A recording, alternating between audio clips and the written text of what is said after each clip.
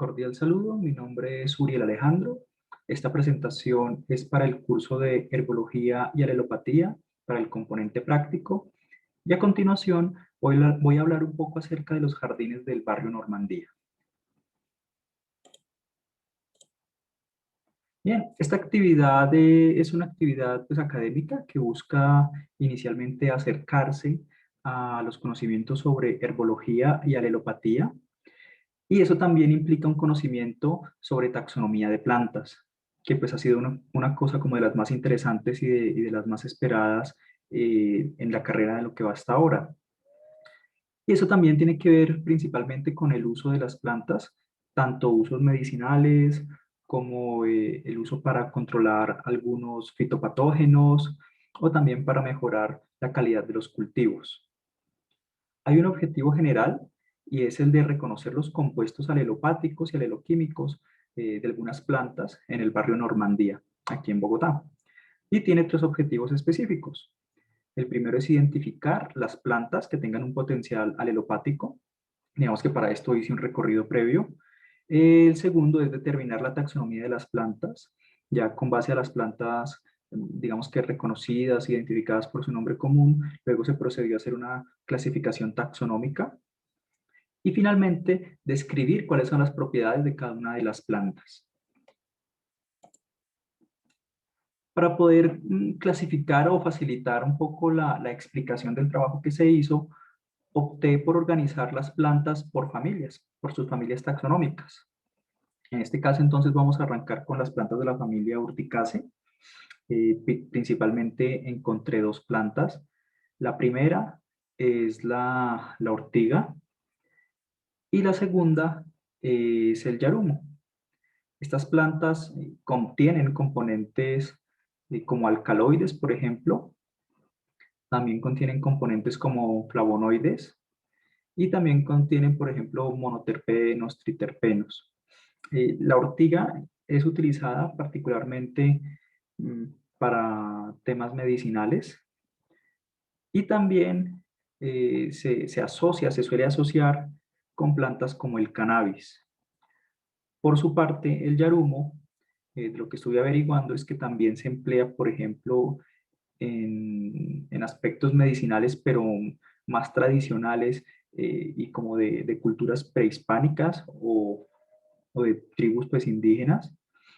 Aquí vale la pena notar que yarumo no solo existe en los Andes, sino que también existe, por ejemplo, en el Amazonas. Y el yarumo tiene algunas propiedades que también, bueno, como lo había mencionado antes, tiene alcaloides, pero algunos de esos alcaloides son bien interesantes porque hacen parte del ritual del yagé.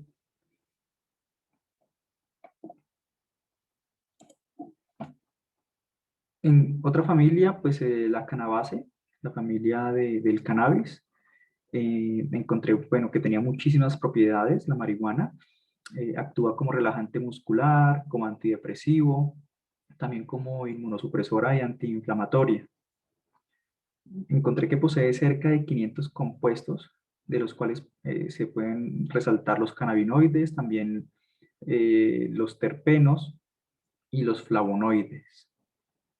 El nombre científico es Cannabis sativa. Luego también encontré de la familia Doxaceae, encontré el Sambucus nigra. Es una planta, vale la pena mencionar que es una planta exótica, no es colombiana, pero sí que está ampliamente utilizada en muchos espacios. Uno de los usos principales que encontré es para mejorar la dieta, por ejemplo, del ganado. Se suele asociar con sistemas agroforestales. Sin embargo, también sus flores y sus frutos, sus bayas, también se utilizan para preparar medicinas y también para preparar alimentos. Aquí vale la pena indicar que tiene unas trazas de cianuro, la planta tiene algunas trazas de cianuro, por lo cual estos componentes, tanto las flores como las semillas, es bueno cocinarlos antes de consumirlos. El sauco, el nombre científico es Sambucus nigra. Bien. De la familia Asteraceae, quiero mencionar dos plantas, el diente de león o Traxacum officinale y la caléndula o Calendula officinalis. Ambas plantas tienen fitoesteroles, tienen taninos, tienen terpenos también y se emplean particularmente, por ejemplo, para hacer algunas decocciones que reemplazan el café, particularmente el diente de león. También, por ejemplo, se emplea la caléndula para ahuyentar algunos insectos que de repente puedan ser perjudiciales para los cultivos. Por el lado del Taraxacum se suele asociar, por ejemplo, con el romero, ¿sí? Y la caléndula se suele asociar con cultivos de tomate. De la familia Solanaceae, esa fue la que pues, reportó con más plantas en el ejercicio. Encontré, por ejemplo, la Physalis peruviana, la uchuva, que no es solo como un alimento también muy tradicional, sino que posee unas propiedades antioxidantes y también es depuradora de la sangre. Incluso se dice que sus semillas son empleadas, por ejemplo, para la realización de algunos compuestos antibacteriales y antifúngicos. Luego encontré el Brugmansia arborea, o también conocido como el borrachero.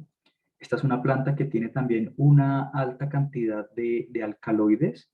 Es usada entonces en medicina, pero también es usada para la criminalidad, para efectos delictivos. Es una planta que también tiene un trasfondo, eh, digamos que cultural en las culturas y en las tribus indígenas.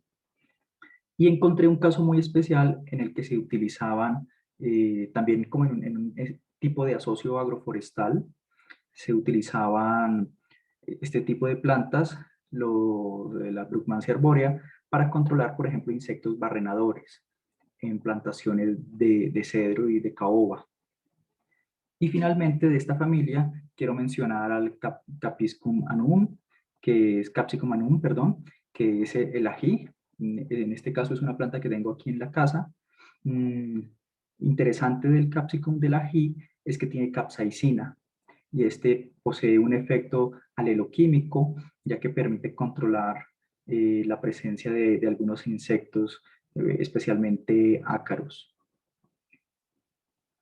Entre las asociaciones que se pueden tener, por ejemplo, con el ají, está el maíz, está el sorgo, la caña de azúcar, el repollo y, bueno, y también otras plantas como las auyamas y la calabaza. Finalmente, dentro de las plantas encontré también una marantasa, encontré una quinoa. Esta planta es conocida por tener flavonoides, fenoles, antioxidantes y se suele asociar con el maíz y con las habas, como parte, digamos, de un poco aprovechar la caminata que se hizo y las fotos que se tomaron. Conseguí 4 imágenes del polen, tomé 4 muestras de polen de las plantas, las verifiqué en un microscopio y bueno, las comparto allí. Eh, Esta sería de quinoa, la segunda sería del Sambucus nigra, esta tercera sería de la caléndula y la cuarta sería del diente de león. ¿Cuál fue el análisis que se hizo entonces? Pues hay unas funciones que cumplen las plantas, unas funciones culturales, ¿cierto? Que están relacionadas con la medicina, con la parte ornamental también, por ejemplo, con un árbol como el borrachero, que es muy bonito, muy llamativo, pero puede ser muy peligroso. Y también hay unas funciones aleloquímicas y alelopáticas.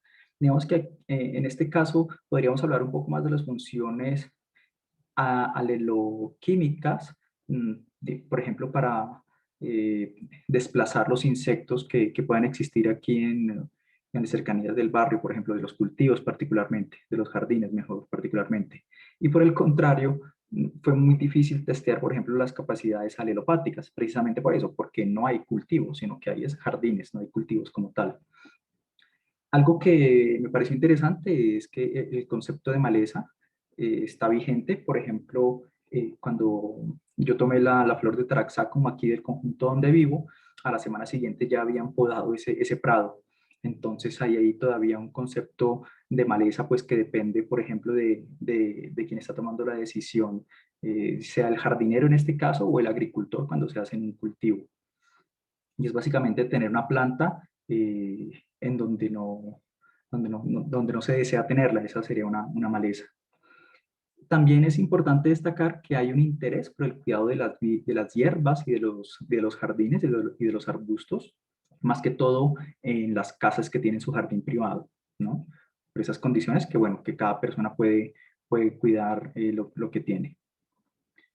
Y fue importante también identificar que existen muchas fuentes de alcaloides pues, en la naturaleza, ¿no? Apenas en las que se vieron alrededor en el barrio podemos contar tres: la ortiga, el yarumo y también el borrachero.